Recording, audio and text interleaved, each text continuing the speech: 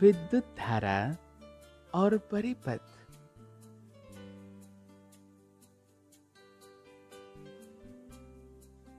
मनुष्य का बिजली के साथ इतना घनिष्ठ संबंध है कि अपने जीवन को इससे अलग नहीं कर सकता है।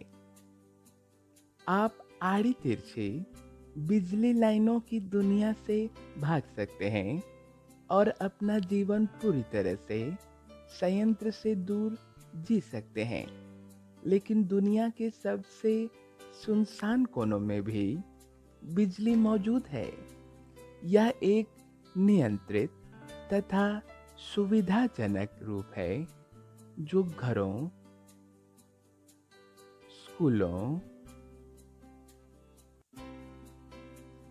अस्पतालों, उद्योगों तथा अन्यत्र व्यवहार होता है। एक सामान्य प्रयोगशाला क्रियाकलाप जो एक पूर्ण रूपेण परिपथ की आवश्यकता को दर्शाता है, एक बैटरी, एक प्रकाश बल्ब और कुछ कनेक्टिंग तारों का उपयोग करती है। एक क्रियाकलाप में बैटरी, लाइट बल्ब तथा तारों को जोड़ने तथा हटा देने के प्रभावों का अवलोकन करना शामिल है। जब सभी कनेक्शन बैटरी से जुड़ जाते हैं तो बल्ब जलता है। परिणाम स्वरूप प्रकाश बल्ब चमकता है और प्रकाशित रहता है। यह सुनिश्चित करता है कि प्रकाश बल्ब फिलामेंट के माध्यम से प्रवाहित होने वाला आवेश तथा एक विद्युत परिपथ स्थापित हो गया है। एक सर्किट बस बंद लूप है जिसके माध्यम से चार्ज लगातार चलता है। तार के नीचे कंपास को इस तरह से रखें कि सुई तार के साथ संरेखित हो जाए। बैटरी पैक से अंतिम कनेक्शन हो जाने के बाद प्रकाश बल्ब जलता है। कंपास से सुई विक्षेपित होती है। सुई तार के भीतर गतिमान आवेश के संसूचक के रूप में कार्य करती है। जब यह विक्षेपित होता है तो आवेश तार के माध्यम से गतिमान होते हैं। यदि बैटरी पैक से तार हटा दिया जाए तो प्रकाश बल्ब नहीं जलता और कंपास से सुई अपने मूल अभिविन्यास पर वापस आ जाती है। जब प्रकाश बल्ब जलता है तो आवेश बैटरी के विद्युत, रासायनिक, सेलों, तारों तथा बल्ब फिलामेंट्स के माध्यम से आगे बढ़ता है। दिक्सूचक की सुई इस आवेश की गति का पता लगा लेती है। यह कहा जा सकता है कि परिपथ के भीतर आवेश के प्रवाह की धारा है।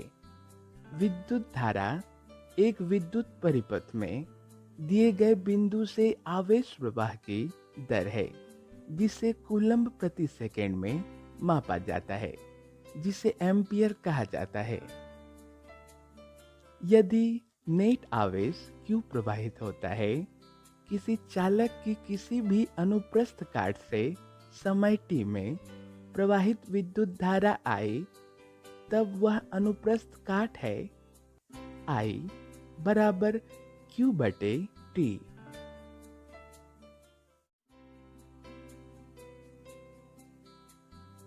ओम का नियम।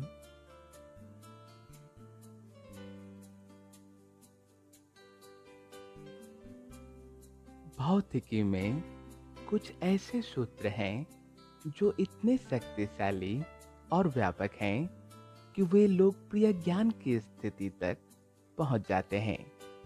प्रमुख समीकरण जो विद्युत परिपथों के अध्ययन में व्याप्त हैं, समीकरण है V बराबर I गुणे R।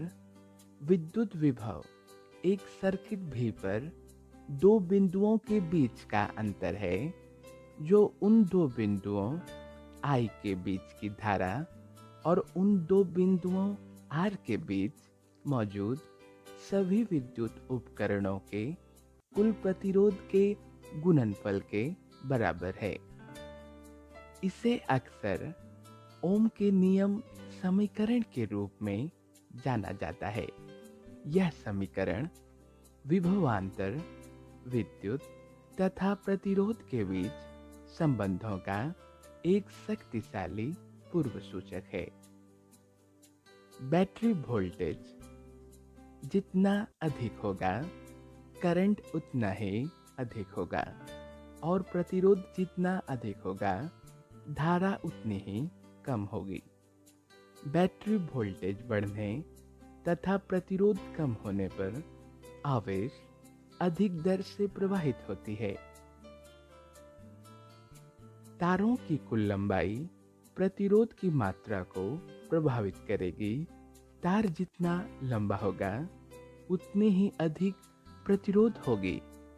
आवेश द्वारा सामना किए गए प्रतिरोध की मात्रा तथा तार की लंबाई के बीच सीधा संबंध है। जब यह इसे पार करता है, तारों का अनुप्रस्थ काट क्षेत्रफल प्रतिरोध की मात्रा को प्रभावित करेगा। चौड़े तारों का अनुप्रस्थ काट क्षेत्र अधिक होता है। एक संकीर्ण पाइप के माध्यम से बहने की तुलना में एक चौड़े पाइप के माध्यम से पानी उच्च दर में बहेगा। इस चौड़े पाइप में मौजूद प्रतिरोध की कम मात्रा के लिए जिम्मेदार ठहराया जा सकता है। एक परिवर्ती जो आवेश प्रवाह के प्रतिरोध को प्रभावित करने के लिए जाना जाता है, यह वह सामग्री है जिससे एक तार बना होता है। सभी सामग्रियों की चालक क्षमता समान नहीं होती है। कुछ सामग्री दूसरों की तुलना में बेहतर चालक होते हैं तथा आवेश के प्रवाह के लिए कम प्रतिरोध प्रदान करती है। चांदी सबसे अच्छे सुचालक में से एक है, लेकिन इसकी कीमत के कारण घरेलू सर्किट के तारों में इसका कभी भी प्रयोग नहीं होता है। कॉपर तथा एल्युमिनियम घरेलू सर्किट के तारों में उपयोग होता है, जो उपयुक्त चालक क्षमता के साथ सबसे कम खर्चीली सामग्रियों में से एक है। किसी सामग्री के संचालन क्षमता को अक्सर इसकी प्रतिरोधकता द्वारा दर्शाया जाता है।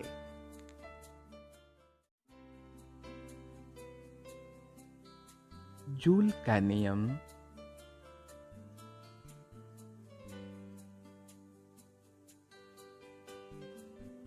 हम सभी जानते हैं कि जब भी करंट प्रवाहित होता है तो गर्मी उत्पन्न होती है।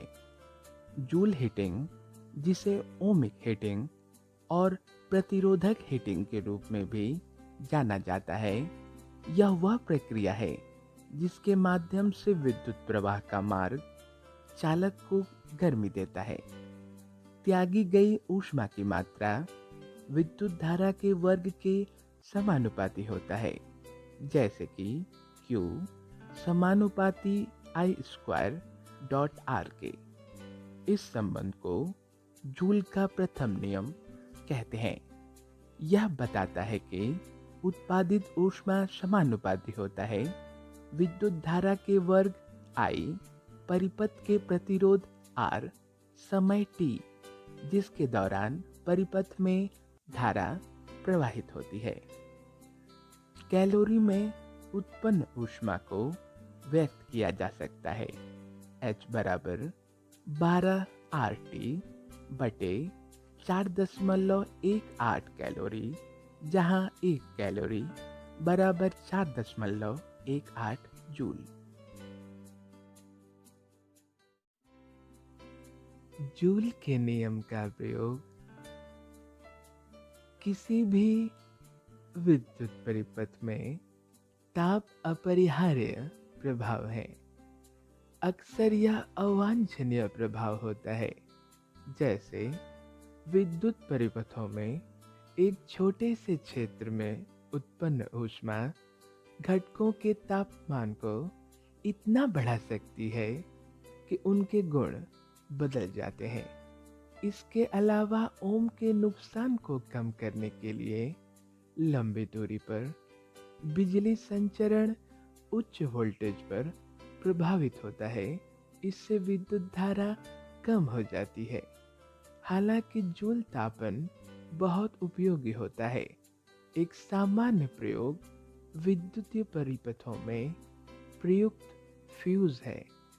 यह धातु का एक छोटा टुकड़ा होता है जिसे एक परिपथ में डाला जाता है, जो अत्यधिक धारा प्रवाहित होने पर पिघल जाता है और इस प्रकार परिपथ को तोड़ देता है।